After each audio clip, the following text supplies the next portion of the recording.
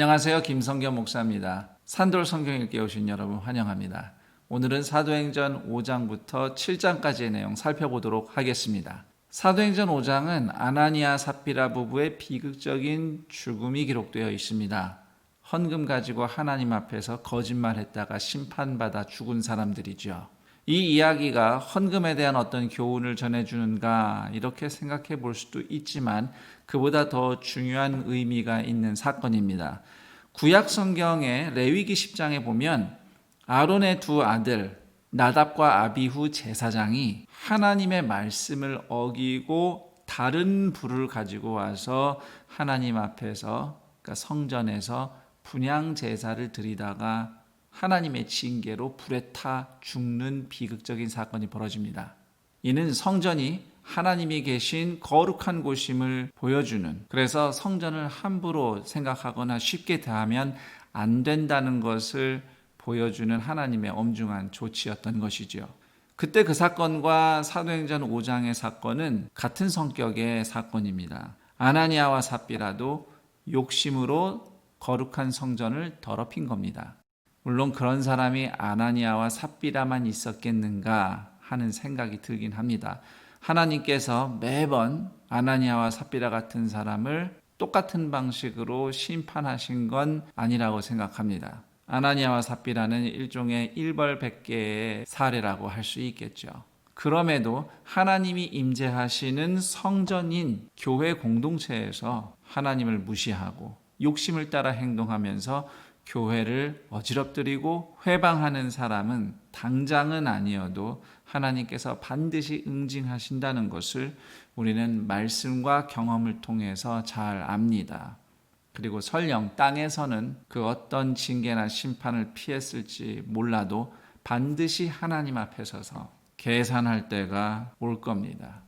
그리고 12절부터는 베드로뿐만 아니라 모든 사도들을 통해서도 성령의 일하심이 나타나는 이야기가 펼쳐집니다. 특히 15절과 16절을 보면 예수님이 사역하시던 시절 장면이 떠오를 정도예요. 그러자 위기를 느낀 성전 지도자들, 그러니까 대제사장과 사두개인들이죠.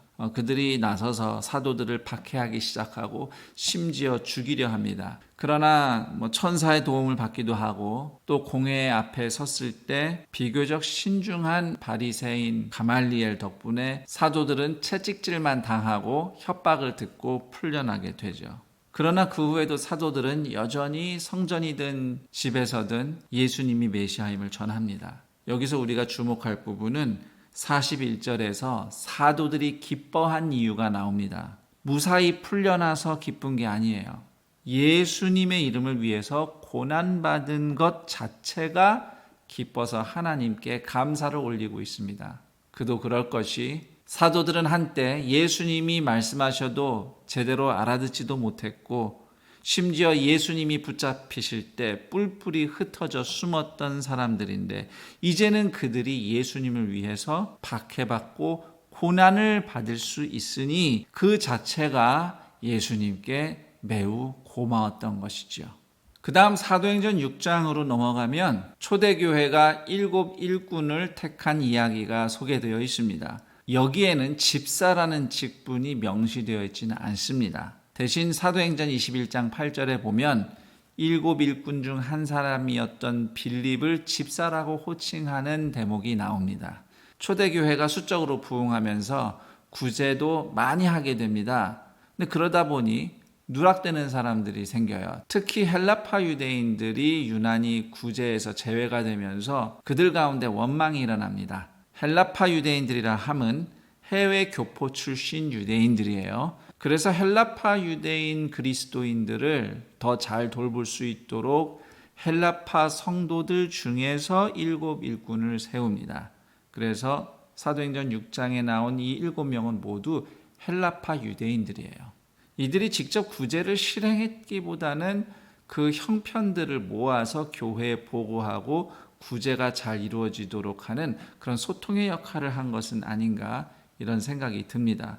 여기서 핵심은 성령과 지혜가 충만한 사람들을 7 집사로 세웠다는 점입니다. 교회 구제는 돈이 많으면 할 수 있는 게 아니라는 겁니다. 성령의 역사여야 한다는 거죠.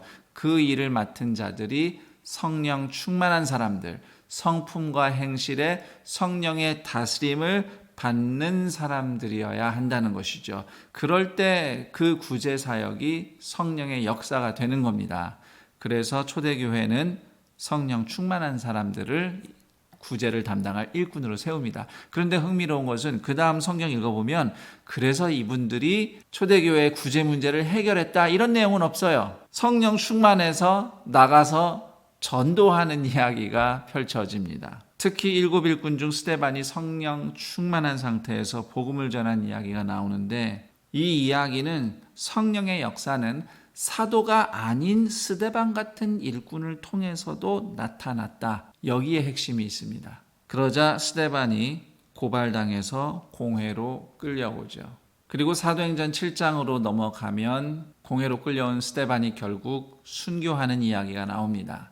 공회 앞에서 스데반이 성경 이야기를 풀어서 설교를 합니다. 스데반의 메시지의 핵심 내용은 세 가지로 정리할 수 있습니다. 우선 첫 번째는 이스라엘의 불순종이에요. 하나님께서 과거에 이스라엘을 구원하기 위해서 요셉 그리고 모세를 부르셨는데 요셉은 불순종한 형제들 때문에 고생을 했고 모세는 불순종하는 이스라엘 백성 때문에 고난을 받았죠. 지금 유대인들은 그런 이스라엘 백성들의 후손답게 여전히 불순종한다. 이것이 스데반이 말하는 첫 번째 핵심이고요. 그리고 두 번째로는 예루살렘 성전이 아무리 하나님의 은혜로 솔로몬이 지은 것이라 할지라도 결국 하늘 보좌에 앉으신 하나님의 진정한 성전이 될 수는 없다는 것입니다. 따라서 성전 권력을 잡고 주인 노릇하는 유대인들을 고발하고 있는 것이죠. 그리고 세 번째로는 하늘 보좌 하나님 아버지 우편에 예수님이 서 계신다. 즉 예수님이 하나님의 아들이시라고 증언합니다. 이때 유대인들이 스데반을 성 밖으로 끌고 가서 돌로 쳐 죽이죠. 이때 아주 중요한 장면이 나옵니다. 사울이라는 청년이 스데반을 죽이는 유대인들과 함께 그 자리에 있었어요. 그리고 스데반은 용서하는 기도를 마지막으로 세상을 떠납니다. 60절 주여 이 죄를 그들에게 돌리지 마옵소서. 이후 예수님이 부르셔서 구원하신 사울 즉 바울이 스데반이 용서한 사람들 가운데 함께 있었다는 것은 중요하다고 생각합니다. 왜냐하면 예수님께서 요한복음 20장 22절 23절에서 이렇게 말씀하셨기 때문입니다. 성령을 받으라. 너희가 누구의 죄든지 사하면 사하여질 것이요 누구의 죄든지 그대로 두면 그대로 있으리라. 자, 여기까지 사도행전 5장, 6장, 7장을 살펴봤습니다. 그럼 저는 여기서 이만 인사드리고요. 내일 다시 여러분을 뵙도록 하겠습니다.